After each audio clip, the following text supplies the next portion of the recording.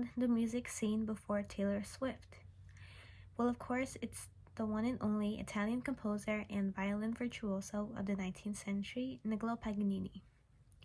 Why did I choose Niccolo Paganini over the other notable musicians and composers from his era?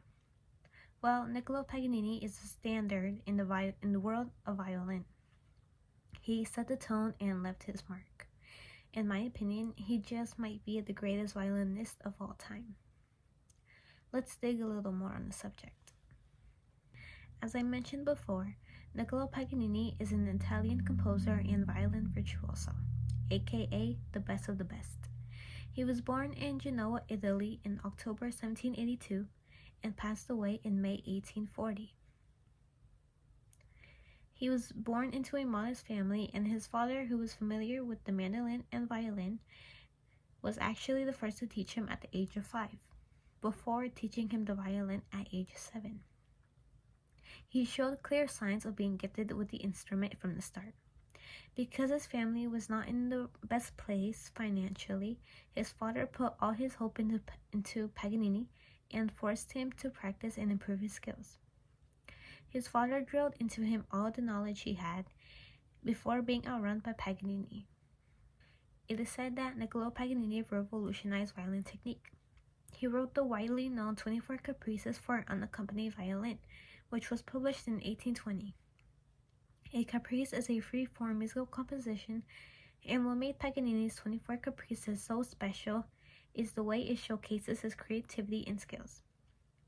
Caprice number 4 in particular is the most famous one of all. Some violin techniques included in Caprice number 4 are double stops, super fast position shifts, left-hand pizzicato, and rapid string crosses. Only Paganini could achieve such playing with his flexibility. 24 Caprices reshaped what solo instrumental music was. This work alone influenced the 19th century music scene and inspired many composers, including Johannes Brahms, Franz Liszt, and Hector Berlioz. Paganini first gained a reputation when he toured in 1797 to Lombardy. In 1828, he went on a 6.5-year tour where he showcased his talent across Europe in places like Germany, London, Poland, etc. It was in Vienna where he experienced great success.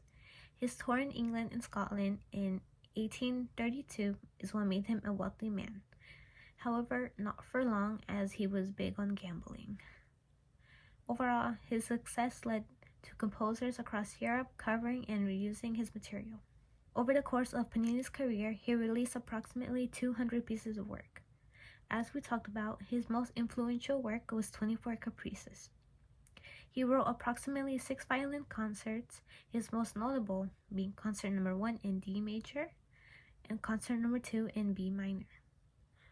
Although not mentioned often, Paganini was fond of the guitar and has approximately 100 works involving guitar. Paganini performed in various places, such as court theaters, aristocratic salons, and opera houses. When he toured, he played in the big cultural hubs of Europe. Let's compare a song by Taylor Swift to a work by Niccolo Paganini. My favorite song by Taylor Swift is You Belong With Me. This song compared to Caprice No. 24 is very different. They're in two separate worlds. First and foremost, Taylor's goal is to convey the emotion of being in an unrequited love with someone, while Paganini's goal is to showcase extreme virtuosity. Taylor's song has vocals, and the lyrics are the ones conveying the meaning of the song. Paganini's content is the sound itself, and the musical complexity is the one doing the conveying.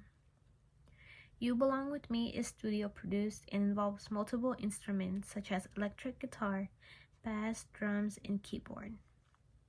The melody is singable and, in my opinion, sort of repetitive. And Taylor's timbre is intimate and smooth and might be altered to some extent with voice devices, such as autotune. Paganini's work only involves a violin, which is used to create the melody and rhythm. The melody is fast-paced and harmonized, and the violin's timbre is constantly altered by Paganini's techniques such as bow pressure, pizzicato, and harmonics. And that's the end of my presentation. Thank you for watching.